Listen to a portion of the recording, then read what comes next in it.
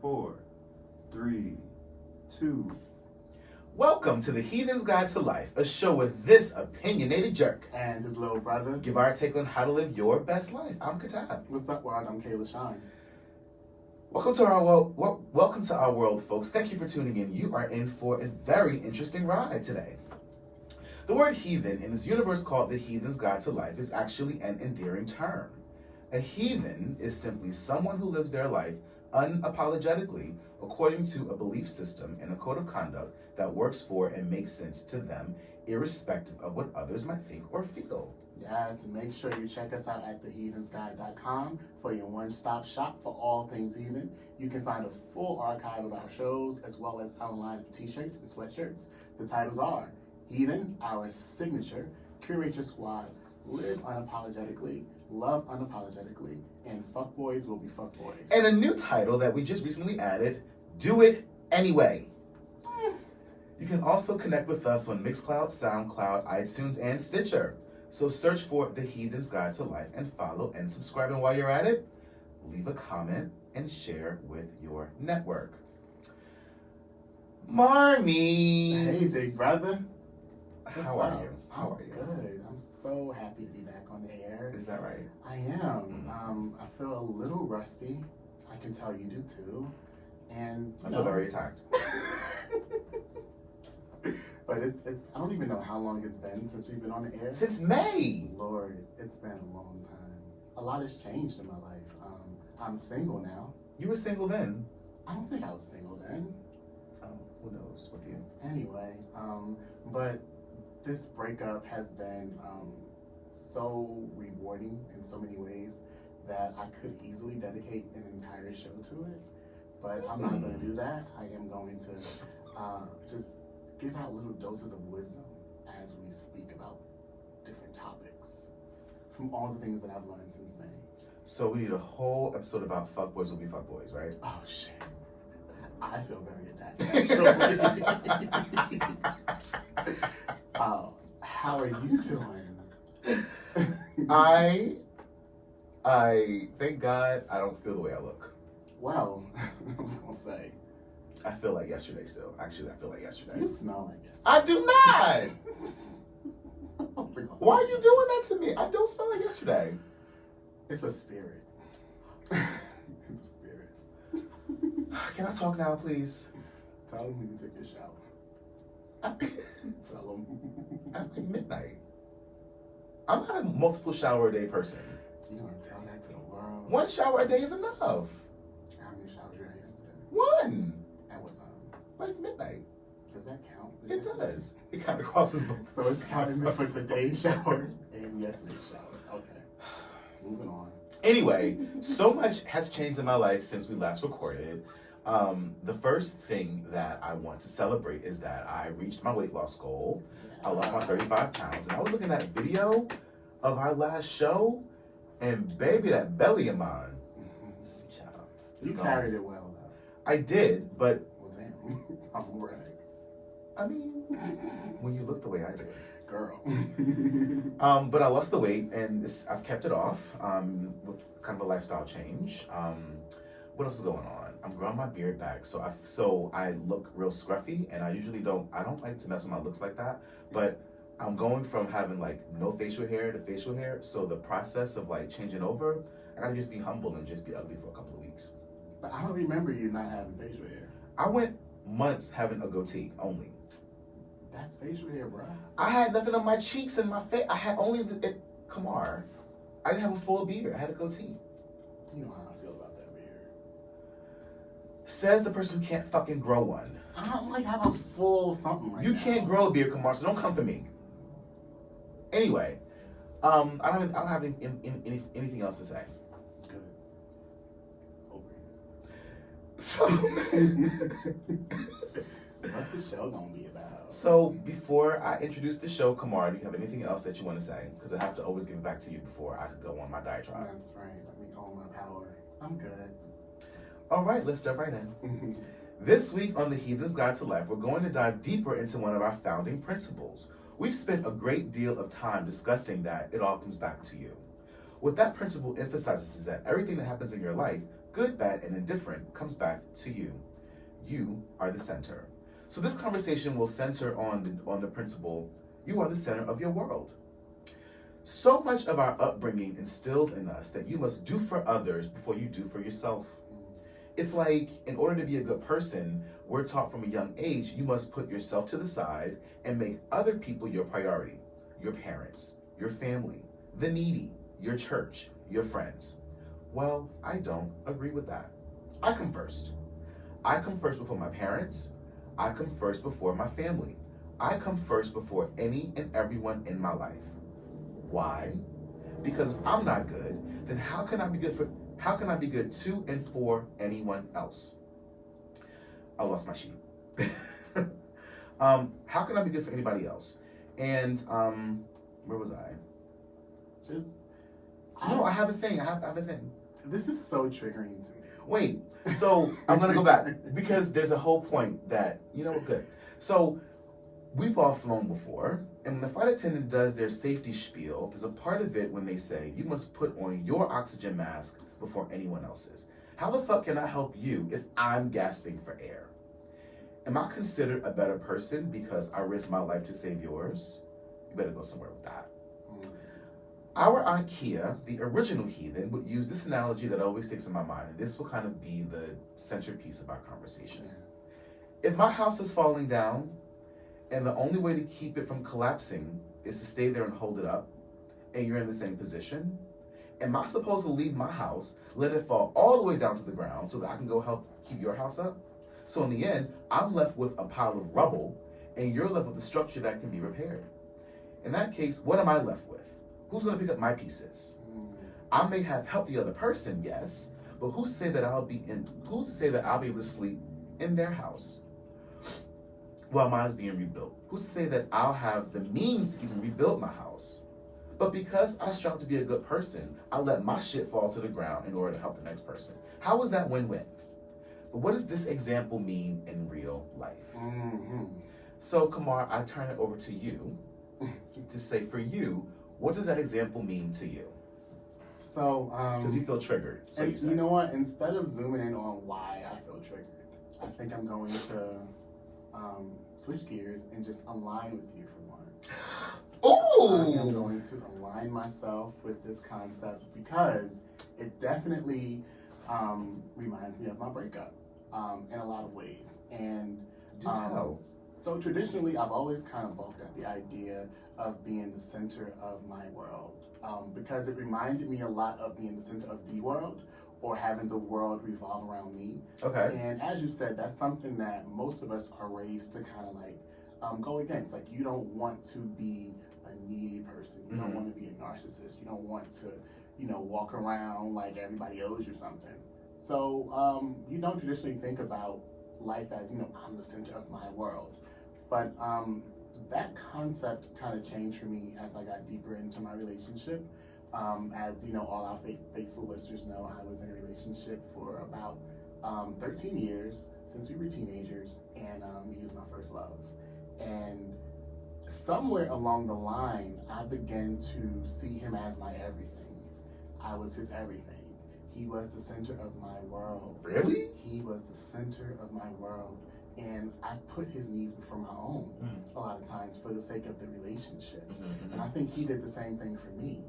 And you got to remember, we're like, 16, 17, getting into it. And a lot of times you lay that foundation in the beginning of the relationship. That carries on into wherever you go. So now we're adults and we take this infatuation that's turned into love, and now we're building on that. And I really did not find myself to be the center of my world. He was. And I lost myself in a lot of ways. So how does that affect you? How did that affect how you govern your life? I could not really define myself without defining myself as a part of my relationship. When I would do things, I was like, well, is this a place that I think, maybe would want to go to? When my friends would invite me places, they would just know that it would be both of us. When he didn't come, they're like, oh, well, where's your boo? And I didn't really have a sense of individuality.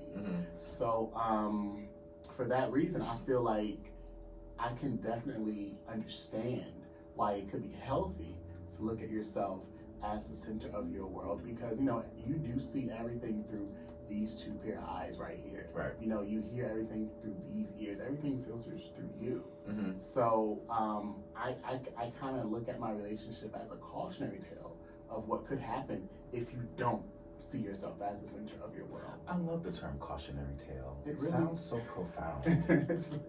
It is though, because now here I am, I'm pushing 30, and I'm just like really, really trying to figure out how.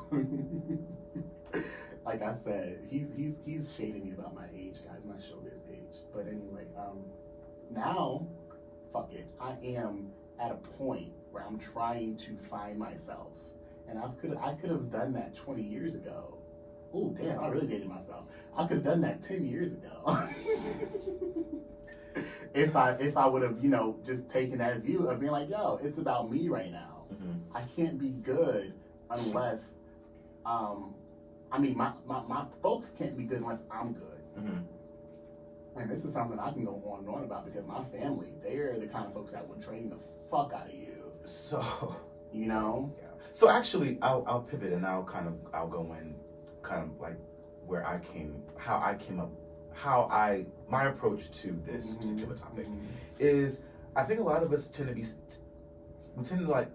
to say yes first. We tend to just say yes because somebody asked us. That's why I want a family. Yes. And we don't want to look bad if we say no. We don't want to inconvenience people, even if it means inconveniencing ourselves. And I'm like, no, because what happens oftentimes is, if you put yourself to the side and you do for others in whatever area of your life, then you start you start to get resentful. Ooh.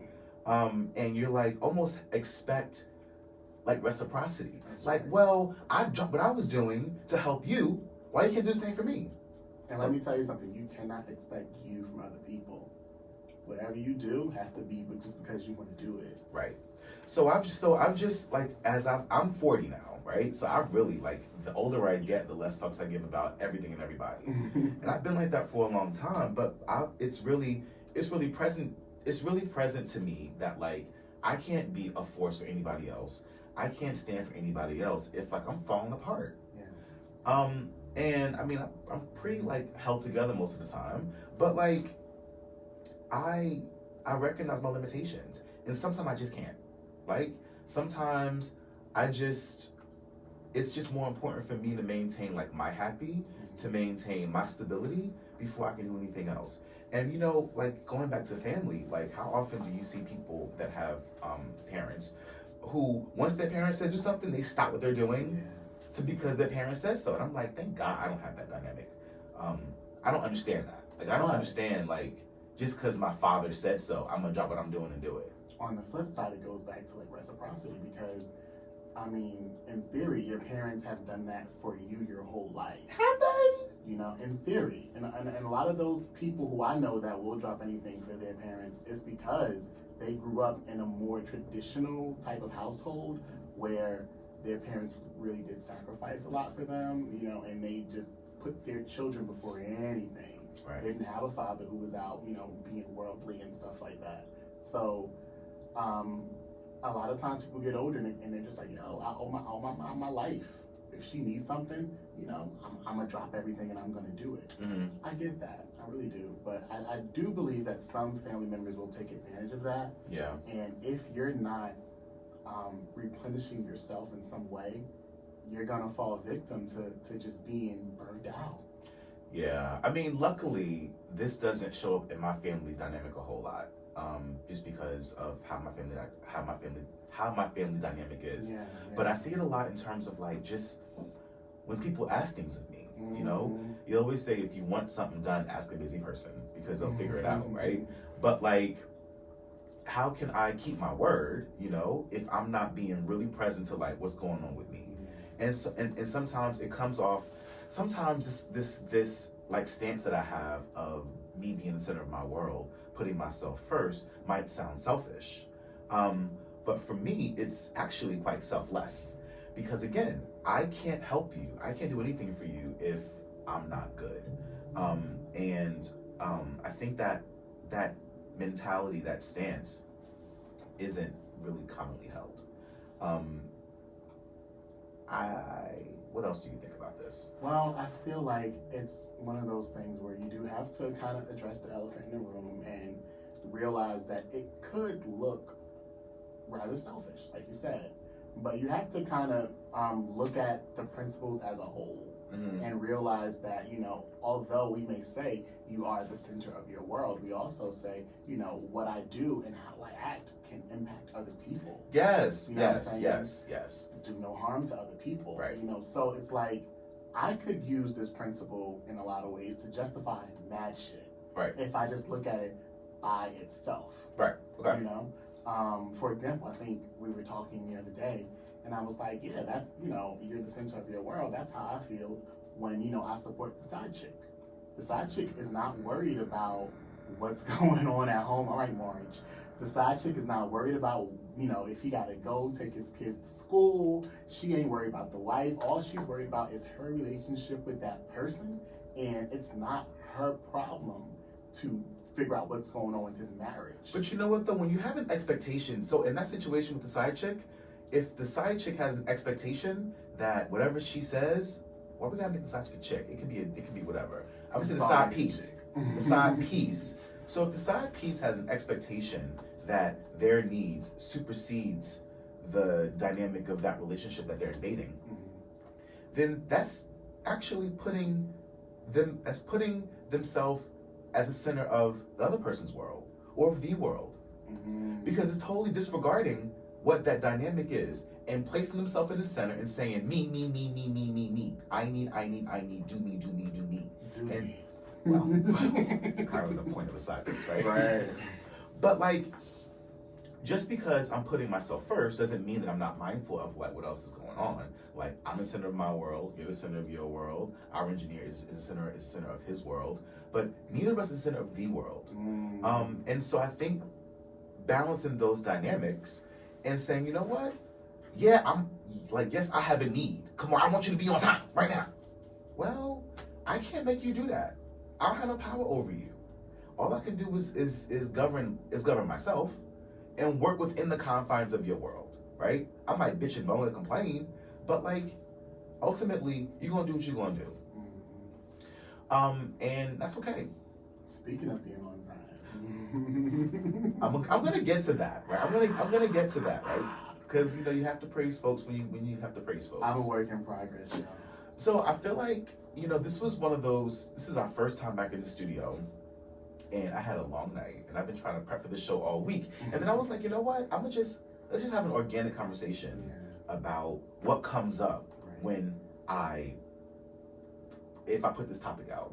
And I like what came up, and it's interesting how family kind of dominated this conversation. Like, that's what came up. And luckily that's not my experience, but we have different dynamics with our families. And I could see how there's an expectation that family comes first. Yes. That's a big one. That family comes first at whatever cost. Also, you can kind of take a more of a philanthropic angle here too. And with my family, the more you have, the more you're expected to give. So if you're doing well for yourself, you're expected to kind of like lift up people who aren't doing well and reach out to those people and kind of like carry them in a sense, because in their eyes, like it ain't taking nothing out of your pocket to give me a ride. And that's using that example, that's them putting like themselves as the center of your world. They're placing themselves in your world and acting like you're supposed to orbit around them. Because they need, you're supposed to give. No, motherfucker, no. I don't agree with that. Unless you make that choice. Well, I feel like unless, the caveat here for me is if that person does the same thing for you. Actually, no. I don't think so. I'm okay with that. I think if you still make the choice to put whatever it is, if you make the choice to put yourself, to the side to do for others, it still came back to you and your choice. Word. As long as whatever you do, you're in the driver's seat about what you're doing, I think it's fine. oftentimes I will drop what I'm doing because somebody like needs it, but that's my choice.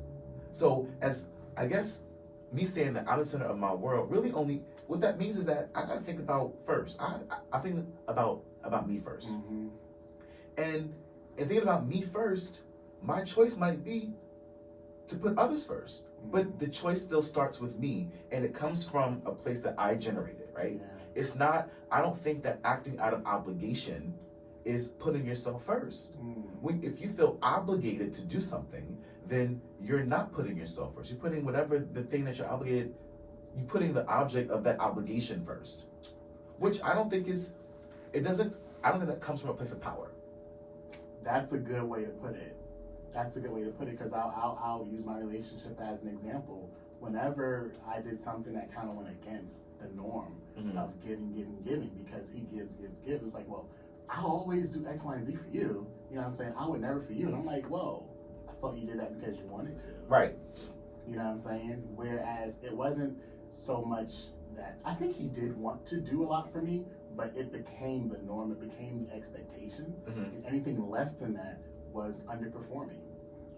So in the end, I decided to put my growth first and realize that if this is a man who's really meant for me, if this is someone that I really do want to marry and spend the rest of my life with, I have to trust that he will be there when the time is right. But like, I can't go through life without knowing what it's like to be me, and without knowing what it's like to be the center of my world without feeling guilty for it. Yeah. You know, when I would put myself first selfishly, it felt like it was wrong, because I'm a unit. You know what I'm saying? Like when you had your vow of celibacy in your relationship? He still bitches about that shit. As he should. he bitches about that. But on the flip side, there were times in our relationship, because we're talking over a decade, so there were times when I was going without sexually in ways that like he just could not identify with, and he's like, oh, I don't feel like it, you know. So shit, let me do what I need to do for my own spiritual growth, and that's what it really was about, my spiritual growth. And I think he accepted it when I put it in a way of like, you know, I need this for me. Right. And to this day, like, you know, he's one of my best friends. It's been about 8 months now, and like we're just mad close. I talk to him every day, but it's just knowing that sometimes you have to isolate yourself in order to grow. And you know, I'm really good at isolating myself. So I'm growing like flower. But yeah, that's my take on it. I think it's very important, as long as you realize that you're not the center of the world. Right. You know what I'm saying? You have to take that distinction into account. Yeah, I think I've kind of like exhausted this topic. I don't really know what else to say, but I will sum it up and say that the idea of being the center of your world, really it comes back to moving from a place of power, so that whatever choices you make in your life, they come from you, they generate from you, whether it be in your work, in your family, in your career, in your philanthropy, whatever moves that you're making come from a choice that you made, and not out of obligation to anybody else. And that's kind of where we are with that. So I am going to pivot. Hold on, you're not going to ask me what else I have to say about this? I don't do that usually at this point. I think you should. I have one more thing to say. Okay, good. Okay. I think this is very important when it comes to mental health.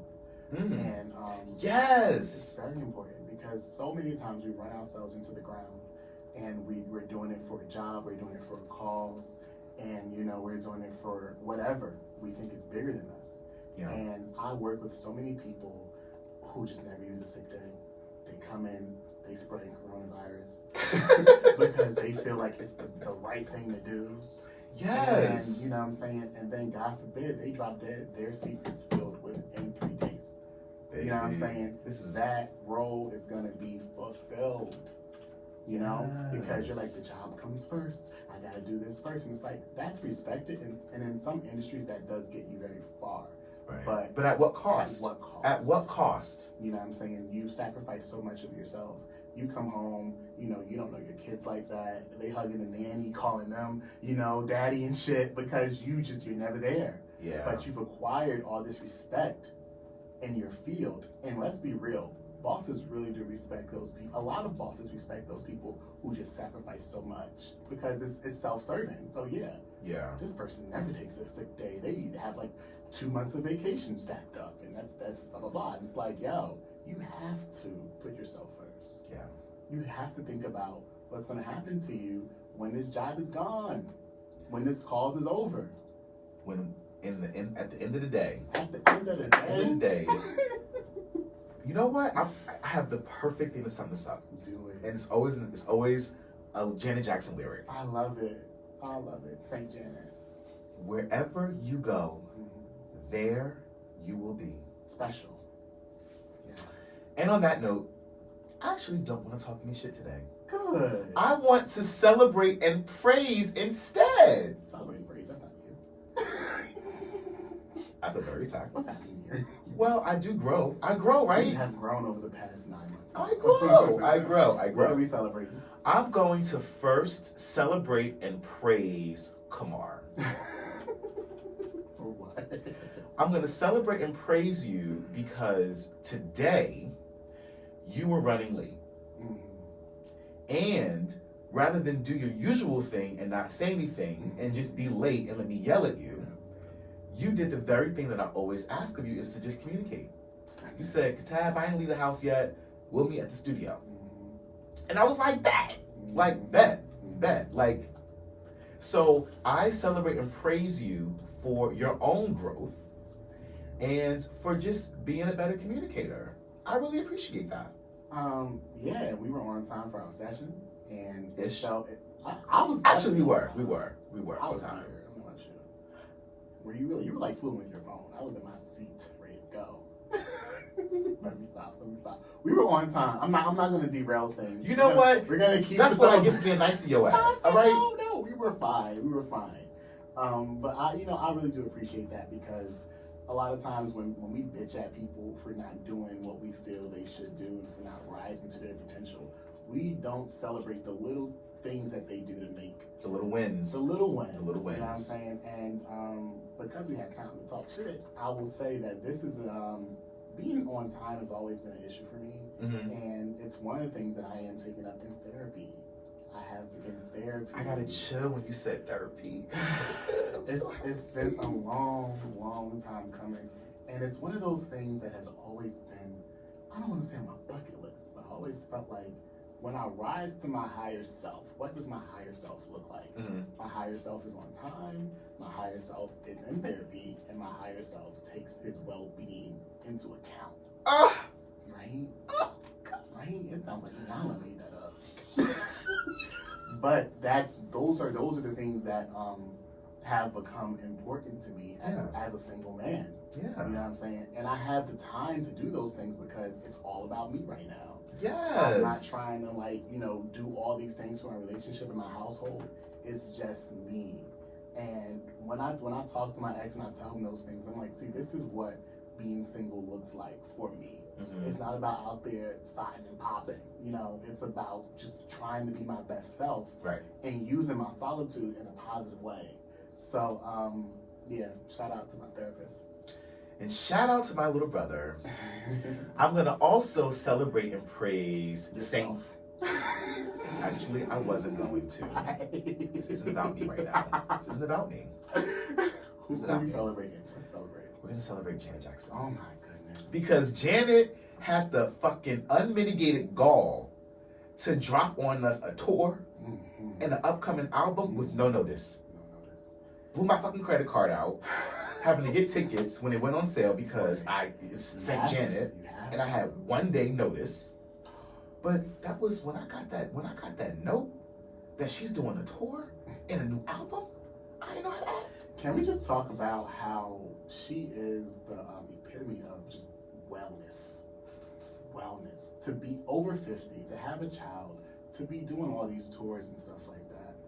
I just always I feel like she's being so good to us. Like, what is she hiding? Does she have cancer? Is she dying? Like, is she about to retire? It's just too good. We don't call her St. Janet for nothing. Oh my goodness. And she looks so youthful. And Well, that's the Botox and the fillers. so can we talk about that? Because I feel like she looks the same as she's always looked. She had a little enhancement. Where? Her face looks tight. Her face looks a little tight. Really? As you get older, you don't get tighter unless you have enhancements. You lose collagen in your face. You lose elasticity. So if you 50 and you still look how you did when you 30, I mean, good black doesn't crack. But when you look at Janet carefully, there's a fullness to her face that was a little enhanced. Wow. I support it. You're good. I support I it. can't tell, but she is a Jackson. I support it. Yeah, I support it. Sidebar. What do you think Beyonce's had done? She had. It appears to me that Beyonce had her nose refined a few years ago, and now it looks like she got some body sculpting. That ad campaign that she did for Ivy Park for Adidas, her ass was looking real different. It was very out. And it wasn't like, oh, she just gained weight. She looked shapely in a way that happened on an operating table. But I support it. So this is the thing, and I've gotten a lot of flack for saying this about Beyonce, but I think her look is very motherly now. And That's fair. She's almost 40. I get that, and she's also the mom of 3 children, but I just don't expect that from her.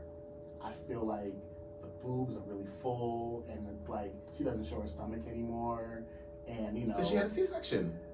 Well, I feel like if you're gonna be our black superhero, like, can you please just kind of like maintain the status quo? Come on, so you want to see a 40-year-old woman in like some low-rise jeans and a crop top? Hasn't Janet evolved her look over the years as she's gotten older? Is she at 53? Is she wearing the things that she wore during the Velvet Rope time? We haven't seen Janet's stomach in like 2 years. No, because that's fine. This is true, but I mean, I feel like Beyonce is like just a few years older than me, so I'm like, damn, if Beyonce got to cover up, do I gotta cover up? Well, you ain't never uncovered, bro. I put the girls out now in the No, summertime. you don't. Child. This cleavage. All right, come on, hurry up. Are you done? I am so done. Well, that's our time together. We hope to not only entertain you, but to provide you with some new or different perspective about the various topics we discuss. Join the conversation and share your thoughts on today's topic. Yes, and please look us up on Facebook and Instagram. Just give us a search for The Heathen's Guide to Life. And on Instagram, it's at Heathen's Guide, no apostrophe S. Make sure you go to our website, theheathensguide.com, sign up for the mailing list, check out the archives of all of our shows, and buy some Heathen merchandise. Also, look us up on Mixcloud, SoundCloud, iTunes, and Stitcher. And new this season is YouTube. Wow! Bitch. Leave a comment and share with your friends. Tune in next week for another episode of The Heathen's Guide to Life. Hi, guys. We made magic once again. Made something out of nothing. I don't know how we do it. God is good. I'm ready with that. Bye, Yes. guys. Oh shit, hey, bye. It's gonna be beef.